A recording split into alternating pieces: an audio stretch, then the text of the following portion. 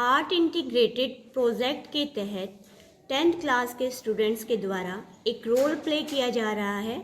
उस role play के माध्यम से बच्चों को ये समझाया जा रहा है कि 1991 से पहले हमारे भारत की अर्थव्यवस्था कैसी थी और किन कारणों की वजह से हमें 1991 की इकोनॉमी पॉलिसी को अडॉप्ट करना पड़ा। तो रोल प्ले के बारे में सबसे पहले महक नुकुम आपको बताएगी। इस रोल प्ले में जो योगदान पात्र है वो अपने बारे में थोड़ा थोड़ा बताए।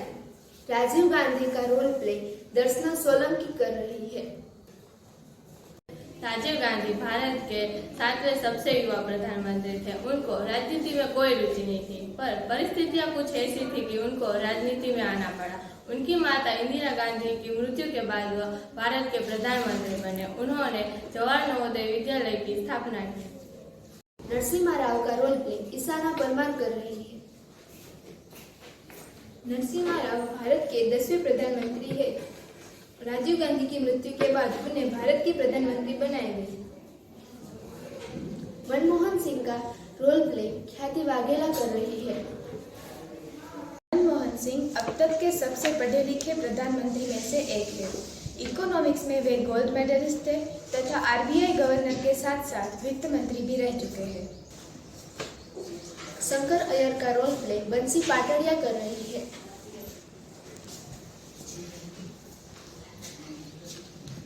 शंकर अय्यर इंडियन एक्सप्रेस के जाने माने खोजी पत्रकार थे। उन्होंने रिजर्व बैंक के सोने को 2 देशों की बैंक में गिरवी रखने का खुलासा किया। वीपी सिंह का रोल प्ले धर्मिष्ठा भेड़ा कर रही है।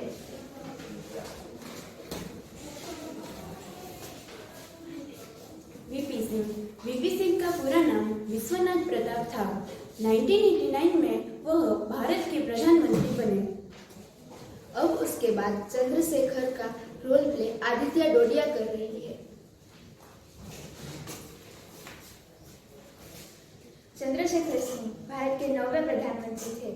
उन्होंने समाजवादी पार्टी का नेतृत्व किया था। यशवंत सिन्हा का रोल प्ले ध्रुविका चावड़ा कर रही है। यशवंत सिन्हा भारतीय राजनीतिक एवं भारतीय जनता पार्टी के वरिष्ठ नेता थे। यशवंत सिन्हा भारत के पूर्व वित्त मंत्री के साथ साथ अटल बिहारी वाजपेयी के मंत्रिमंडल में विदेश मंत्री भी रह चुके हैं। IMF का रोल प्ले रिया कर रही है। IMF यानी कि इंटरनेशनल मॉनेटरी फंड, जिसका मतलब होता है अंतर्राष्ट्रीय मुद्रा कोष, जो दुनिया के देशों को लोन देने का काम करता है। इस मीटिंग के थ्रू आपको पता चलेगा कि ये वो दौर था जब भारत का खजाना बिल्कुल खाली हो चुका है और हमारे पास 2 सप्ताह का पैसा भी नहीं है कि हम बाहर से आयात कर सकें। भारत का सरकारी खजाना खाली है। अभी भारत का सरकारी खजाना पूरा का पूरा खाली है, तो अब क्या किया जाए? हमें IMF से या दूसरे देशों से लोन लेनी पड़ेगी। ये बात सही है, लेकिन भारत पहले से इतने कर्जे में है और अभी भी हम दूसरे देशों के पास से लोन लेंगे या IMF के पास से लोन लेंगे तो भारत पर और दूसरा कितना कर्जा हो जाएगा। पर हमारी अर्थव्यवस्था को चलाने के लिए हमें लोन तो लेना पड़ेगा। हाँ, वो बात ठीक है, लेकिन अभी हम IMF के पास से लोन लेते हैं क्योंकि वो कम ब्याज पे हमें लोन लेंगे और इसके कारण भारत पे दूसरा इतना कर्जा नहीं होगा। ये बात सही है, क्योंकि इस समय हम IMF के पास से ही लोन ले सकते हैं, क्योंकि वो एक ही है जो हमें अभी लोन दे सकता है। हाँ, दूसरे देश हमें लोन देने के लिए तैयार नहीं। हाँ, ये भी बात भी सही है। वीपी सिंह ऐसे प्रधानमंत्री थे जिसके खिलाफ अविश्वास प्रस्ताव पारित किया गया और उनकी सरकार गिर गई और अब एक नए प्रधानमंत्री बनाए गए जिनका नाम था चंद्रशेखर।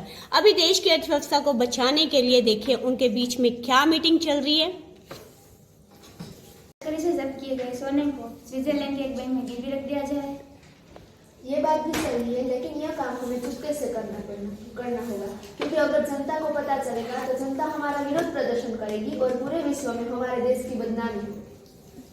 हाँ, इस बात का विशेष ध्यान रखा जाएगा। और अब तो खाड़ी युद्ध भी शुरू हो गया है। खाड़ी युद्ध में हमारे दोनों मित्र देश थे, इराक और अमेरिका। इराक से हमें पेट्रोलियम प्राप्त होता है। अगर हमने उसकी सहायता नहीं की तो पहले से ही उन्होंने पेट्रोल के भाव 500 करोड़ से 1200 करोड़ तक पहुंचा दिए गए हैं और हमारे पास आयात करने के लिए इतने पैसे भी नहीं है। और अमेरिका विश्व का सुप्रीम पावर है। अगर हमने उसका साथ नहीं दिया तो हम पर ट्रेड बैरियर भी लगा सकती है और हमारे अर्थव्यवस्था को लोन भी नहीं देता। जैसे ही ये सरकार आईएमएफ से लोन लेने के लिए विचार कर रही थी, उसी दौरान ये सरकार भी गिर जाती है और अब होते हैं नए चुनाव। अभी नई सरकार का गठन हुआ है और जिसके प्रधानमंत्री हैं नरसिम्हा राव।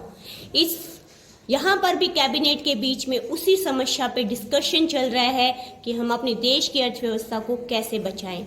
लेकिन हमारे सामने एक होनहार वित्त मंत्री हैं मनमोहन सिंह, जो हमें एक नया विचार देते हैं और हमें बोलते हैं कि हमें आईएमएफ के साथ एक एग्रीमेंट करना चाहिए। हम अपने देश को बचा सकते हैं लिबरलाइजेशन, प्राइवेटाइजेशन और ग्लोबलाइजेशन के थ्रू।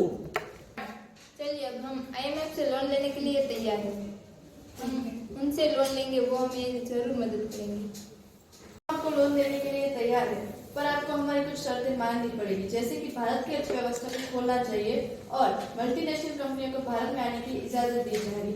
और अगर ये आप मानते हैं तो ही हम आपको लोन देने के लिए तैयार हैं, तो आप इस पे साइन कर दीजिए। हमें आपकी शर्तें मंजूर है।